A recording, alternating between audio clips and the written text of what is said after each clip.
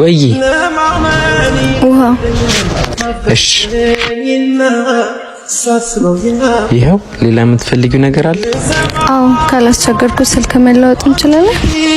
አስፈላጊ ነው? አዎ ካላስቸገርኩ እሺ አምጪ።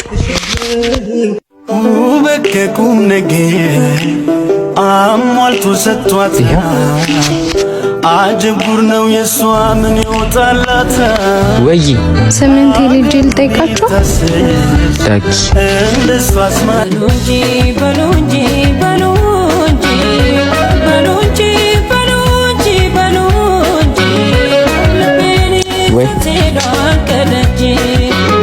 እሺ